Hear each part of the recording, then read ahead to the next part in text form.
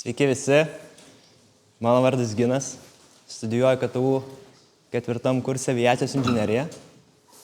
Taip pat esu KTU Talento akademijos narys ir KTU Startuolių inkubatoriaus narys. Galbūt jums pasakosiu apie Talento akademiją šiandien. Praeitais metais teko dalyvauti įdomiai stažuoti į NASA. Tai aš tiesiog papasakosiu, ką ten veikiau, kaip patekau, ką įdomus pamačiau ir paliksiu laiko klausimams įvairiems iš jūsų pusės. Tai stažuotį dalyvavau praeitų metų pavasarį, tai yra Lietuvos mokslo tarybos projektas, atnaujintas kaip tik praeitais metais. Tai NASA turi partnerystę su 14 šalių pasaulyje, viena iš jų yra Lietuva ir iš Lietuvos universitetų studentai gali aplikuoti į šitą projektą. Tai atrenkama yra iki 10 studentų iš NASA's pusės ir arba 10 savaičių vasarą, arba 16 savaičių pavasarį mes dirbom NASA's įvairiuose laboratorijose. Mūsų iškeliavo 10 praeitais metais ir kaip galvoja apie NASA, dažniausiai galvoja, kad tai visą laiką tik susijęs su aerokosmos inžinerija, aviacijos inžinerija, aeronautikos inžinerija, bet turiu pasakyti, kad mūsų iš aviacijos ir aeronautikos inžinerijos buvo mažuma.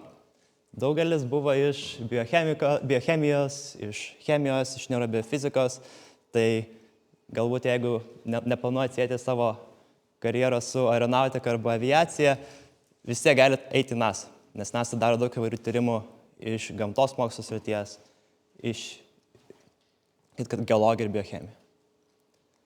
Tai va, kur mes stažavomės, tai yra NASA's Ames tyrimų centras arba NASA ARC.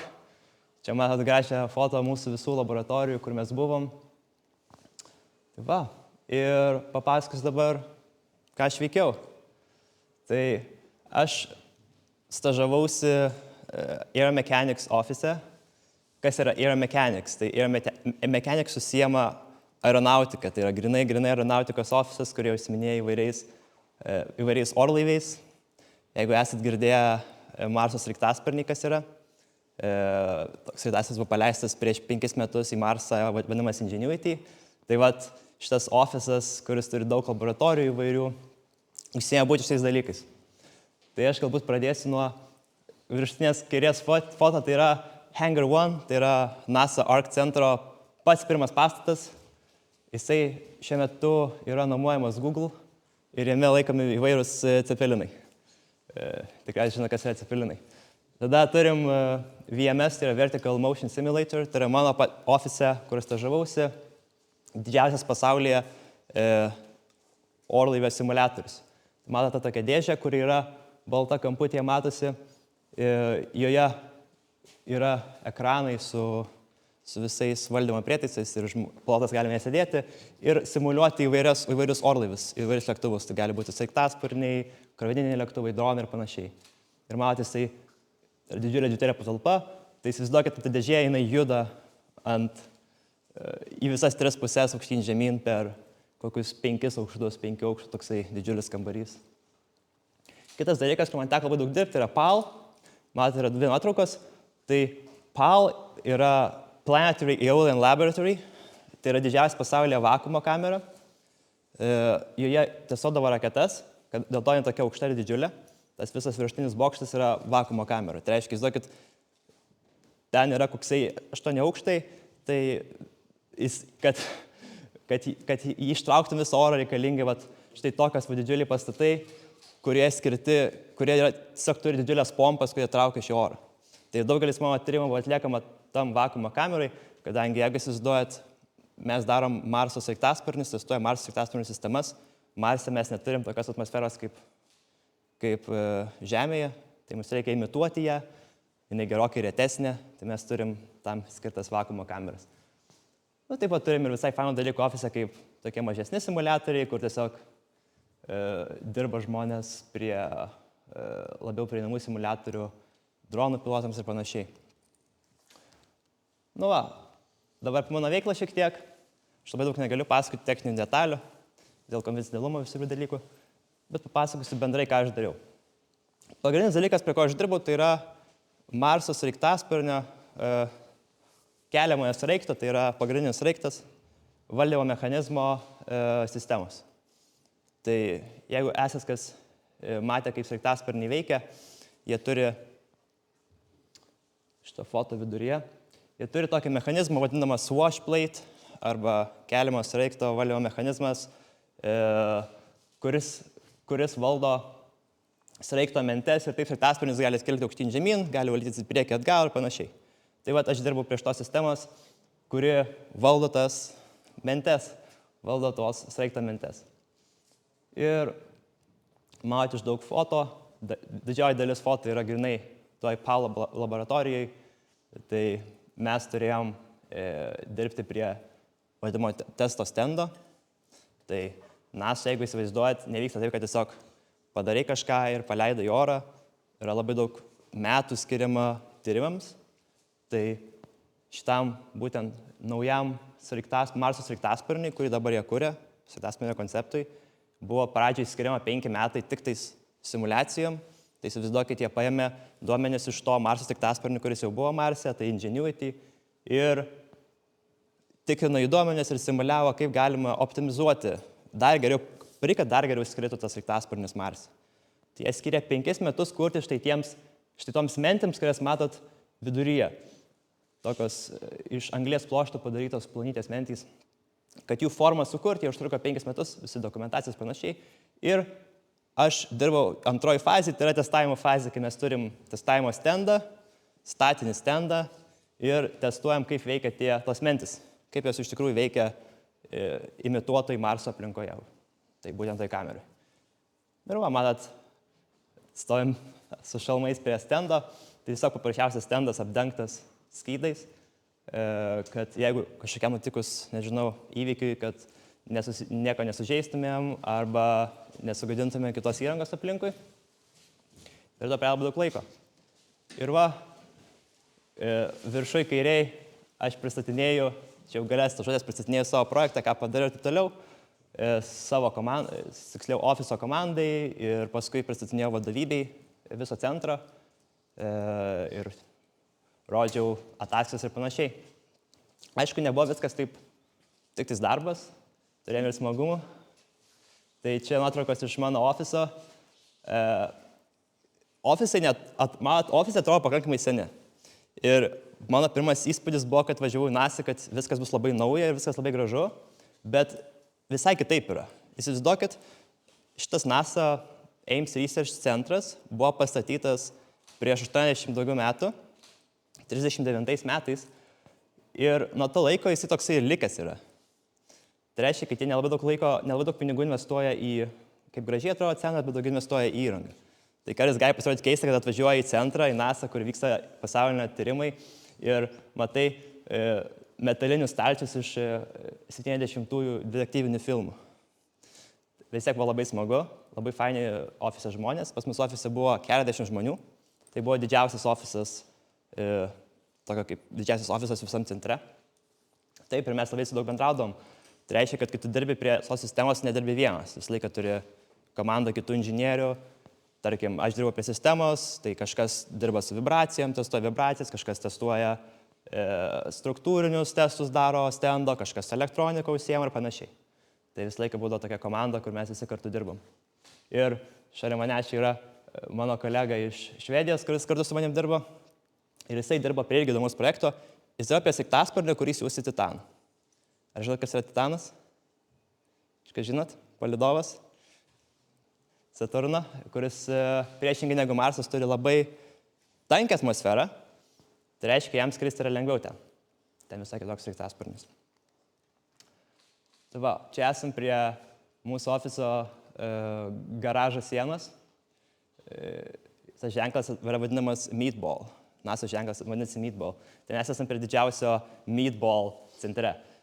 Darėm tokį kaip fotošiūtą po savo visų veiklų. Ir čia matot, mes esam 4 praktikantai, kurie buvom tam centre. Tai pora yra iš Amerikos, vienas iš Švedijos ir tada iš Lietuvos.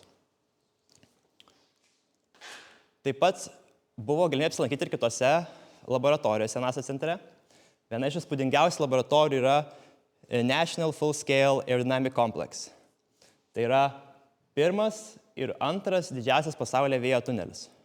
Tai yra vienas didžiulis pastatas, kuriame yra uždaras vėjo tunelis ir yra atviras vėjo tunelis. Tai matot, šitoj foto yra propeleriai, kurie sukuria oro srautą uždaram vėjo tunelyje. Tai kiekviena propelerio ta mentis viena yra 3,5 metro aukščio. Ir mes turime 6 tokius. Tada mes turim uždaro tunelio testavimo zoną štai čia. Tai yra 40-80 pėdų testavimo zona. Tai matote, yra toksai didžiulis strypas, ten to strypo kabinasi testavimo mėginiai, ten gali būti sraigtasparnio, mentys, visa kita. Galima matyti visą sraigtasparnį ar lėktuvai ten. Ir yra tiesiog testuojami jo aerodinaminiai parametrai tam tikri. Ir viršuje, matote, yra atviras tunelis, didesnis gerokai. Ką reiškia atviras, kad jisai vienas galas yra atviras, matote, yra tokios grotelės, jis išeina į lauką. Tai čia irgi testuojami jau pilno dydžio lėktuvai. Naikintuvai, visa kita. Nereikia kurti kažkokią mažą modelę, gali įkelti naikintuvą ir testuoti jį visai kamerai. Taip pat dar vienas iš labai garsių laboratorijų yra ArcJet, Interactive Heating Facility. Tai yra labai svarbi laboratorija skirta testuoti įvairiems terminiams skydams, palydovų ir kosmoso įvairių prietaisų. Tai reiškia, mes turim štai tokį didžiulį vamzdį, pilną praizgytą laidų ir mes tam vamzdį bandom sukurti žaibą. Prileidę dujų mišinį ir kai mes sukuriam tą žaibą, mes jį stipriai iššaunam pro angą į šitą kamerą ir toj kamerai testuojam, kaip, pavyzdžiui, kai mes įeinam į tam tikrą atmosferą, ar tai Žemės atmosferą grįžtam, kas atsitiks mūsų paviršiui, kosmoso kažkokiais prietaisais ar palydovų. Ar jisai sudegs, ar jis nesudegs, ar jisai apsisaugos nuo to karščio ir panašiai. Dar mums teko galimybę apsilankyti Pathfinder 1 angare. Tai yra dabar didžiausias pasaulyje cepelinas, kuriamas NASO's, bus skirtas transportuoti įvairius prietaisus ar žmonės. Ir manot, jis atrodo labai nedidukas, štai ten, bet įsivaizduokite, tas angaras yra kaip Urmo bazė dydžio ir tas cepelinas pilnas ten telpa. Jie planuoja statyti antrą cepeliną dar didesnį, kuris bus 4 kart didesnis. Mes buvom taip pat ir angaro viduje, bet aš negaliu rodyti foto iš ten. Tai va, labai įdomus dalykas. Dar vienas iš įdomių laboratorijų buvo Hypervelocity Free Flight Facility. Tai yra didžiulis ginklas. Tai čia yra ginklo viena dalis. Tai įsivaizduokite, mes turim didžiulę patranką, kuri iššauna kažkokį mėginį. Tai jeigu vėjo tunelyje mes turim stacionarų mėginį ir oras eina aplink, tai mes čia turim mėginį, kuris yra iššaunamas ir tada mes turim tą patį efektą, tiesiog galim matuoti skirtingus dalykus.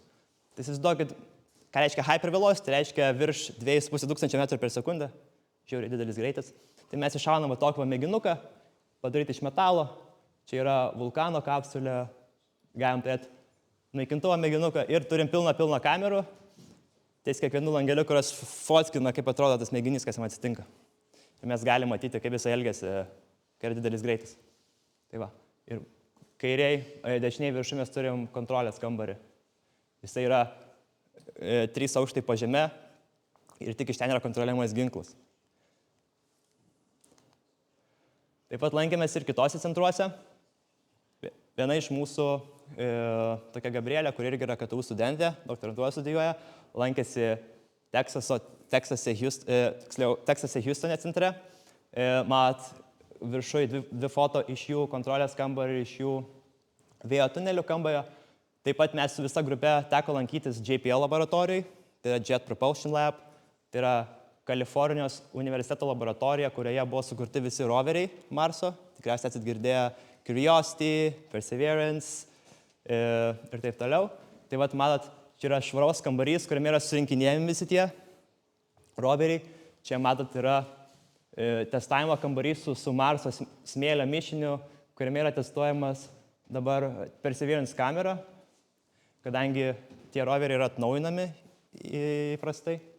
Ir vat mes viduryje stovim prie Curiosity klono, kuris yra lauko testavimo aikštelė. tas Curiosity klonas yra lygiai toks pat kaip ir tas roveris, kuris yra Marse, tik išskyrus jam trūksta branduolinio variklio. Tai va.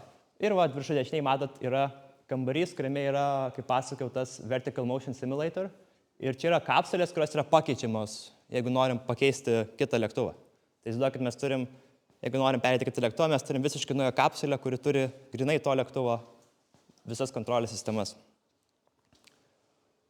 Teko lankyti ir su lietuviais susitikti.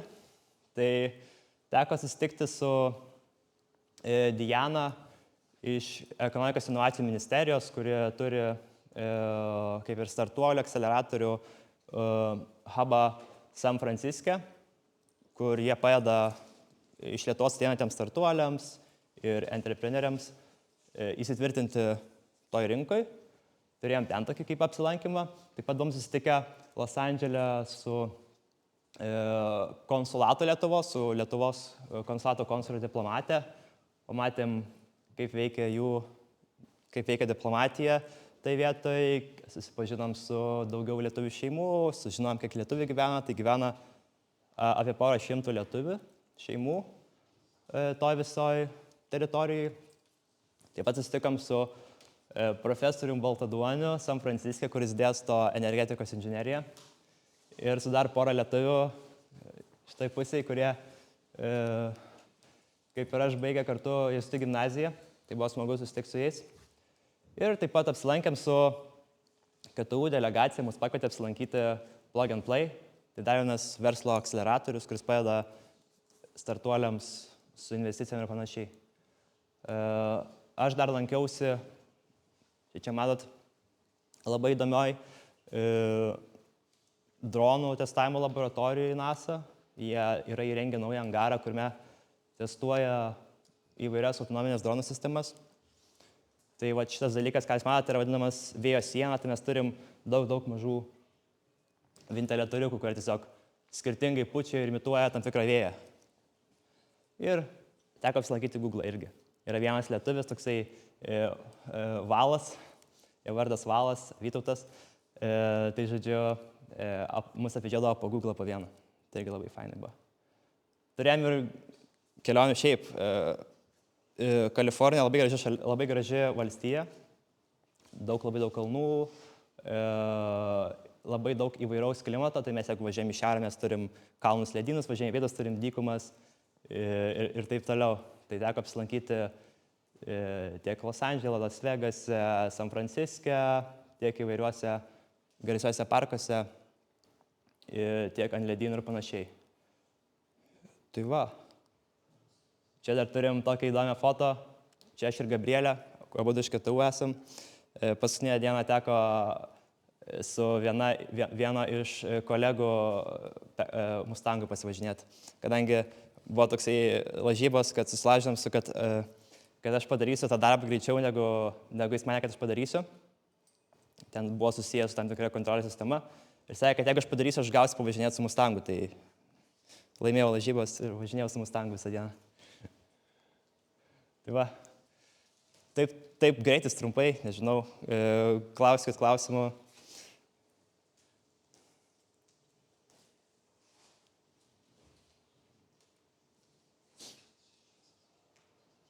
Apie studijas, apie NASA galiu atsakyti daugiau, kažkokių techninių klausimų galbūt nelabai galiu atsakyti, kaip jau sakiau, dėl konfidencialumo.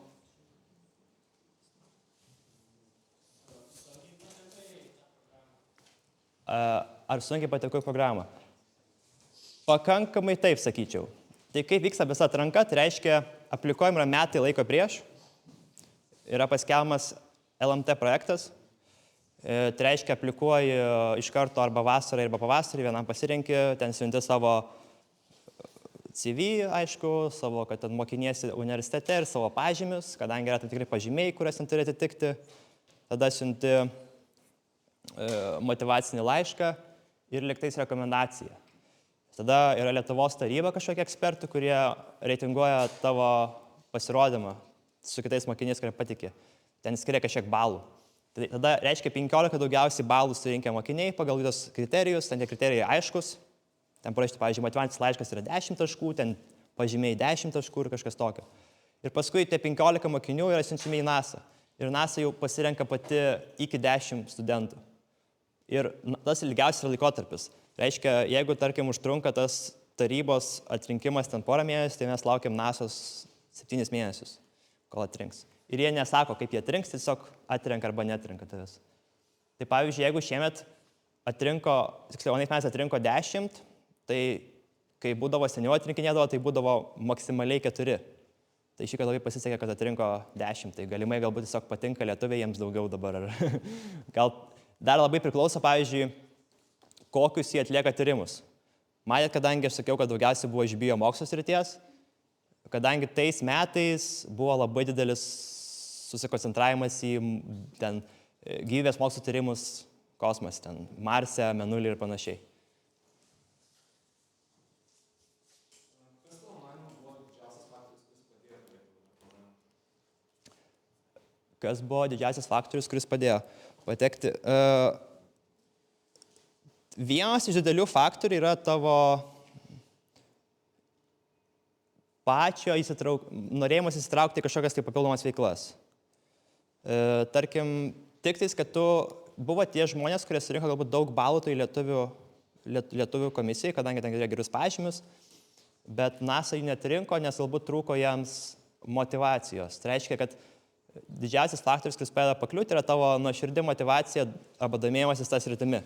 Ir kad tu turi kažkokios, nežinau, veiklos toj srity. Tarkim, aš pasakiu, kad man labai domina įvairios valdymo sistemos, kontrolės sistemos, visa kita. Ir aš užsiminėdavau, tarkim, modeliniam raketom, aš užsiminėjau dronais, žinai, aš iš tikrųjų darau tos dalykus. Bet jeigu tu sakai, tarkim, tu nori ten į tą NASA, bet tu nieko nesidaręs ten tipo su jokiais savo, ką tu sakai, ką tu sugebi, tada turbūt nepateksi.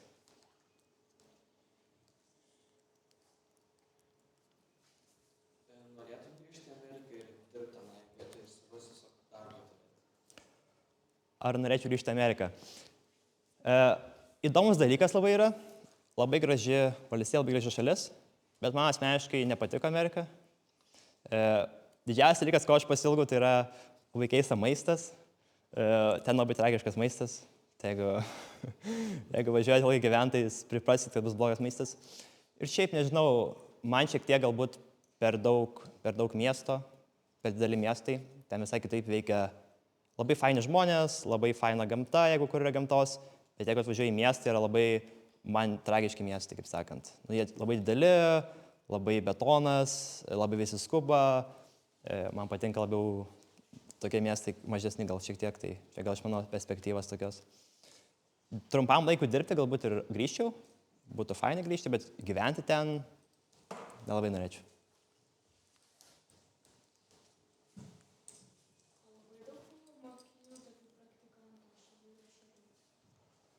Ar buvo daug praktikantų iš įvairių šalių? Buvo, taip, pavasarį dažniausiai, kadangi daug kas studijuoja, tai dažniausiai būna mažiau gerokai praktikantų, tai buvo pakankamai nedaug. Lietuvių buvo daugiausiai 10, tada buvo iš Švedijos 5 studentai, buvo iš Amerikos, aišku, nes jie iš kitų valstybių irgi aplikuoja, buvo iš Korėjos pietų, keli aplikantai, iš Šveicarijos ir iš Lenkijos. Tai tipo, nemažai šalių buvo, bet nebuvo labai daug. Tai reiškia, jeigu mes gyvenom tokiuose bendrabučiuose, tai mes užpildėm gal tais pirmą aukštą bendrabučio. Jeigu, pavyzdžiui, vasarą būna visas bendrabutis pilnas 4 aukštų, tai gerokai mažiau buvo negu vasarą. Tas irgi labai gerai, nes nereikėjo grūstis ten ofisuose ir panašiai ir taip toliau. Bet buvo kažkur gal 30, kažkas tokio iš visų šalių. Tai aš pavasarį, kai buvau, truko 16 savaičių.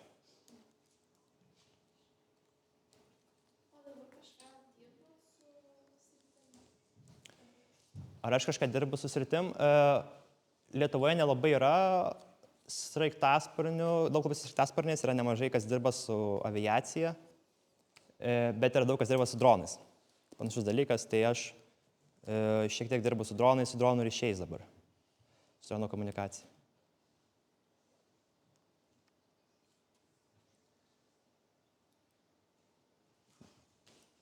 Daugiau nėra klausimų? Aš dar noriu vieną klausimą paklausti.